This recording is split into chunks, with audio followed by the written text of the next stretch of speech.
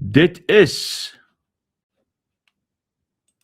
net so na 7, 5 minute na 7, in my virtuele ateljee het ek vir Magnus Huystek. Môre Magnus. Isak, goeiemôre en goeiemôre aan al die mense. Hoe gaan dit daar by jou kant? Man, dit gaan piekfyn by my. Ek sit hier rustig in my ateljee en kyk na die Jukskei rivier wat nog so sterk vloei na al die reën en die gras is groen, so wat kan ek sê, dit gaan baie goed, daai dankie. Maar na al hierdie reën is hy dalk so 'n bietjie skoner ook, nê? Nee? Man, ek het oor die naweek met die trein gery van Walvis Bay tot in Pretoria met die Rooibos Rail en ek het nog nooit soveel water al langs die pad gesien. Die van die Namib, die Kalahari, die Karoo, die Vrystaatse vlaktes. Dit is pap nat. Die hele wêreld is nat. Lekker. Dit was goed om te sien. Ja, ek sien hulle praat weer van die Kuruman rivier wat weer op pad is daar na Askam se kant toe. Hy loop mos dood daar in die sand in. Maar hy loop nie altyd nie. Soms so in die grond in, weggesien. Ja. Dit is soos die Soesoes vlei ook, die rivier loop en dan hy loop net nie in die middel van die woestyn, stop die rivier en dan sal hy vlei en dan verdwyn hy. Nee, dit was baie mooi om te sien hoe reën dit oral oor die plek. Magnus Huystek, Suid-Afrika se nasionale tesourie en die Suid-Afrikaanse Reservebank het onlangs konsepregulasies gepubliseer wat as dit deurgaan, drastiese beperkings sal plaas op hoeveel kriptogeld eenhede goud en buitelandse valuta enige persoon mag besit sonder formele toestemming van die staat. Jy moet vir ons verduidelik wat dit is, maar ek wil ook met jou gesels oor die kritiek wat jy daarteen het, want jy het dit sommer kommunisme 101 genoem. Wat hou hierdie ding in, want dit klink vir my na 'n boosheid. Kyk, dis 'n redelike komplekse saak en ek sal probeer opsom so vinnig as moontlik. Dis 'n totale herskryf van die valuta beheer regulasies in Suid-Afrika wat van 1933 afkom. En die oorsprong van hierdie regulasies kom van 'n hofsaak wat die Reservebank verloor het teen Standard Bank verlede jaar, waarin die kwessie van eienaarskap in die beweging van kripto geld ter sprake was in die hof. Daar was omtrent 500 miljoen rand wat geskuif is uit die land uit via kripto na bestemming in die buiteland en die Reservebank het op hierdie mense gespring en Standard Bank het die transaksie gedoen. Standard Bank het die saak gewen, die regter het gesê kripto is nie 'n geldeenheid nie, die Reservebank het geen beheer oor kripto nie. Nou ja, toe weet almal die Reservebank met al sy enorme magte gaan teenskop en hy die hele valuta beheer regulasie herskryf sodat hy kripto kan insluit in die beheer van die beweging van geldeenheid, kapitaal, etc. Maar dit is nou 'n kat in die duiwehok as jy iets wil sien, want skielik, alhoewel die nuwe regulasies bepaal dat kripto is nie 'n geldeenheid per se nie, dis nie currency nie, is dit capital, dis kapitaal. En die definisie van kapitaal is nou so breed dat dit enige iets wat 'n monetêre waarde het of wat kan omskep word in monetêre waarde val nou onder beheer van die Reservebank. Nou dit is waar die mense hare regop staan, want die Reservebank is nou in beheer van alle mense se geld, se kapitaal. En die groot kwessie van, so dis hierdie wetgewing of die beplande regulasies, dis nie wetgewing nie, dis regulasies, wat dit baie makliker maak vir die Reservebank en die regering om beheer uit te oefen, is nie net kripto, dit sluit in goud, buitelandse valuta, eiendom, intellektuele kapitaal, etc. Maar die groot gesprek in die kripto gemeenskap is die totale beheer wat die Reservebank via sy gemagtigde handelaars wil uitoefen op die beweging van kripto. Tot so mate dat as jy deur die douane gaan by OR Tambo, Isak, kan hulle jou stop en sê, Isak, het jy kripto?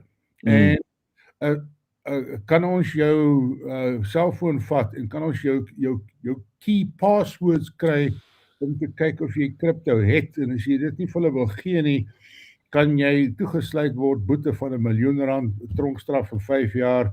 So dit het die ouens nou op hulle agterpote, hierdie kwessie dat daar is gemagtigde handelaars, douanebeamptes wat jou kan stop en sê ons wil jou goeders deursoek.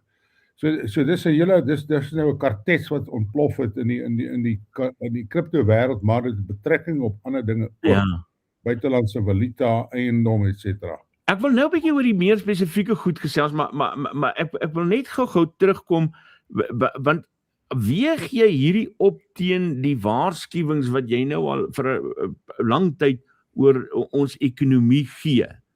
Dan is hierdie 'n betekenisvolle stap sou hy deurgaan. Vir die bewys dat die Reservebank en die ekonomie 'n ernstige risiko vir die rand geïdentifiseer het. Wel, dis 'n totalitêre ingryping in jou besit van enige welvaart. En wat ek moet byvoeg, die regulasies impliseer ook en sê baie duidelik, jy sal net toegelaat word, en dit is die kern van die kritiek, jy as persoon of maatskappy sal net toegelaat word om 'n sekere bedrag in buitelandse valuta, goud of kripto in jou besit mag hê. Hierdie bedrag of die threshold, soos hulle dit beskryf, die drempel, sal bepaal word deur iemand in die Reservebank of die Tesourie. So jy weet nie eens wat dit is nie. So dit het in Zimbabwe gebeur, in Malawi, in die Afrika lande waar staatsamptenare arbitrair besluit het hoeveel jy mag hê, en as jy meer as dit het byvoorbeeld, kom ons sê meer as kripto of valuta of goud, moet jy dit terugverkoop aan die staat. En dit is presies die inmenging in markte waarvoor mens baie bang en versigtig moet wees. Nou dit is totale nonsens. En hulle bepaal die prys. Wel, nee, dis daarom 'n markprys, maar hulle bepaal die vlak. Hulle sê jy mag net $1,000 hê. That's it. Jy moet dit omskep in rand. Want jy mag nie meer $1,000 hê nie. Dit is die totale ingryping in jou besluite hoe jy jou geldsaake wil beheer, en dit is waar die gevaar lê. En dit wat gebeur nou nog in Zimbabwe en ander Afrika lande, Malawi. Jy moet enige dollars wat jy het, moet jy verklaar aan die regering en hulle moet dit omskep in 'n geldeenheid wat totaal in duie gestort het. Nou dis waar die gevaar lê van hierdie regulasies. En wat gebeur as die rand in waarde verminder? Jy vat die pyn. Dit is juist die punt. Mense koop dollar om hulle internasionale koopkrag te beskerm, vir watter rede ook al. Nou sê die staat, en hulle sê nie hoeveel nie, hulle dui ook nie aan hoe wat daai drempel gaan wees nie, enigiets meer as daai bedrag, wat dit sal 'n politieke speelbal word, moet jy omruil in rand. En dit is dan juist wanneer jy dollars wil hê en nie rande nie, want jy het buitelandse verpligtinge in jou besigheid, jou persoonlike lewe, jou kinders studeer oor see of jy koop 'n kar of wat ook al. Die staat sal nou besluit hoeveel dollars jy in jou besit mag hê. Luister nou wat ek sê, die staat sal besluit hoeveel dollars jy in jou besit mag hê, cryptocurrency, goud, etc. Dis waar dis hoe moet ek noem, kommunisme 101. Magnus, jy verbind dit ook met die twee-pot aftreestelsel as deel van dieselfde patroon. Verduidelik vir ons 'n bietjie meer hieroor asseblief. Kyk, hierdie regulasies het nie direkte verband met die twee-pot stelsel nie. Kyk, die twee-pot stelsel was 'n ander regulasie wat toegelaat was 'n jaar of 2 gelede waar mense toegang kan kry tot hulle beleggings lang voor aftrede. So elke jaar kan jy tot en met 1/3 van jou kapitaal onttrek. Nou dis 'n ander saak wat ek liefs nie nou wil bespreek nie. Hierdie is baie meer belangrik, want dit gryp in, want dit gaan ook oor eiendom. Dit gaan oor, jy kan amper sê, dit hang af van jou politieke oortuiging, dat die regering besluit, kom ons vergeet van die parlementêre roete om artikel 235 van die grondwet te verander wat eienaarskap van grond betref. Ons doen dit sommer deur die Reservebank. En omdat die Reservebank is 'n baie magtige organisasie, hy kan bates op beslag lê sonder parlementêre toesig. Hy kan dit doen sonder deur na die hof toe te gaan. Die Reservebank beskik oor absolute magte waarvan die gewone man op straat nie altyd bewus is nie. En die media behandel die Reservebank ook altyd sagkens en is nie krities oor die Reservebank nie, sien dit as hierdie baie goeie instelling wat die land se sake beheer, maar hierdie is nou 'n totale ingryping en ek kan verstaan die absolute woede in kripto sirkels, want kripto was nog altyd bemark as die meganisme wat jy jou kapitaal kan beskerm sonder toesig van die banke, sonder toesig van die regerings, belastings, ingades etc. en jy kan dit vinnig skuif van een land na 'n ander land. So daai hele storie sal tot 'n einde kom, maar dit sluit ook ander beleggings in. So die hele kwessie is, hoe moet jy jouself beskerm hierteenoor? En alle mense moet maar self gaan navorsing doen, maar ek sê altyd vir mense, jou strategie met jouself beskerm teen die ANC of die staat so ver as moontlik. Jy met jou kapitaal so ver wegskuif van die ANC as moontlik. En dit is in die buiteland, buitelandse rekening, buitelandse trust. Want dit gaan nie hierby stop nie. En hierdie situasie, hierdie regulasies gaan misbruik word deur die politici wanneer dit hulle pas.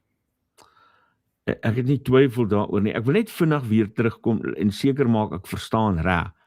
So as jy by die douane gaan deurstap, gaan hulle die reg hê om jou fisiek te deursoek en te sê, ek soek jou foon, maak oop jou foon, ek wil sien hoeveel kripto geld eenhede het jy. Absoluut. Die wetgewing, daar's 'n baie goeie artikel op News24 gisterand. Hy is nog daarop waar die regsfirma dit presies verduidelik het soos ek dit nou verduidelik het. Baie duidelik, die beplande regulasies sal authorized dealers en douanebeamptes die reg gee om jou te presenteer en te sê, Isak, gee ons jou foon, het jy kripto, gee ons jou kode, daai geheime kode wat jy het om jou kriptos te beskerm. En as jy dit nie vir hulle wil gee nie en hulle weet jy het kripto, want dit is nou 'n belasbare item, kan hulle jou in die tronk stop.